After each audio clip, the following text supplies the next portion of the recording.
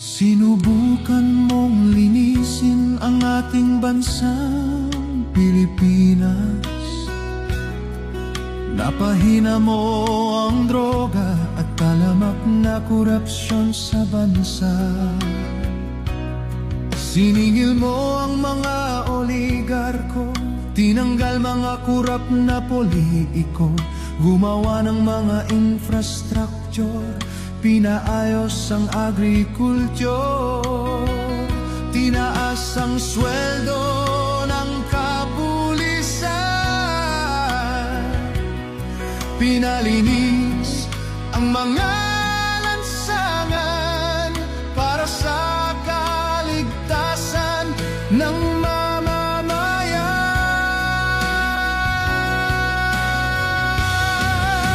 Maraming salamat, Tatay Digong Rodrigo Duterte. Ikaw ay isang dakila para sa amin, ika'y bayani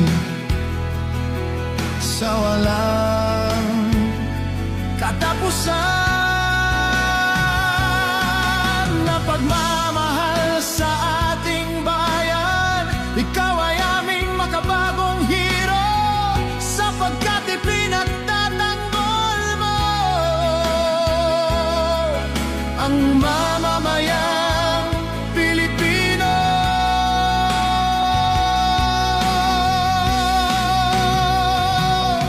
Merong pamilya na taga Norte humingi ng tulong kay Rodrigo Duterte, may palibing ang kanilang ama sa libingan ng mga bayani. Dekada na ang dumaan, walang pumayag na pamahalaan. Ngunit dahil sa iyong kabutihan, ito ay iyong ipinaglaban.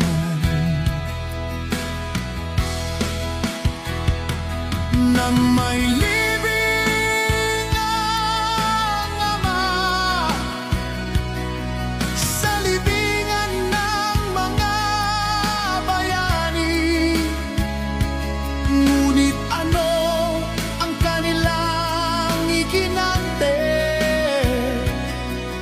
Kinawawa ang mga Duterte. Sila pa ang dahilan, ginamit ang mga nasasakupan sa pagpapakidnap, pagpapahirap at paglalagay sa'yo sa kulungan. Mga walang utang na loob, ginamit lang ang mga Duterte. Sila pala ay mga hudas, mga taksil at walang budhi. Talamak na korupsyon at katiwalian, pagsimot sa pera ng bayan, mga nakawan nitong pamahalaan. Duterte palagi pinagbibintangan, kaya sa galit ng mamamayan, lumabas na sa mga lansangan upang magpahayag ng nararamdaman, kahit ginigipit at hinahadlangan.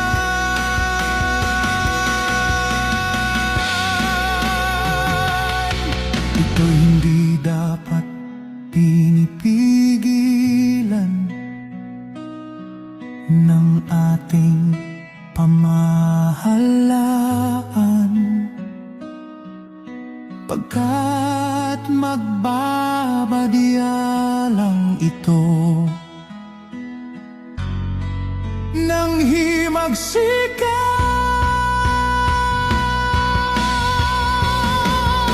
Maraming salamat, Rodrigo Duterte. Salamat sa iyong kabutihan.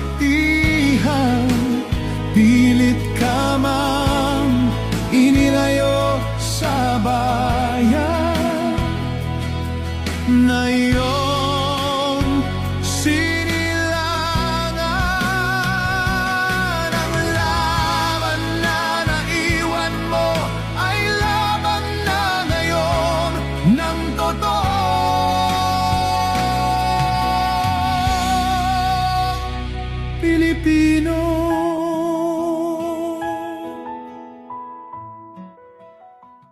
Abangan niyo po yung susunod kong ginawang kanta para kay Tatay Digong. Ang pamagat po nun ay Tatay Digong Laban Lang. Lalabas ko po next week. Abangan niyo sa YouTube channel ko na Mahal Ko Bayan Ko PH. Kung nagustuhan niyo yung Rodrigo Duterte ang makabagong bayani, sigurado ako magugustuhan niyo rin yung Tatay Digong Laban Lang. Okay? Next week lalabas ko. Abangan niyo.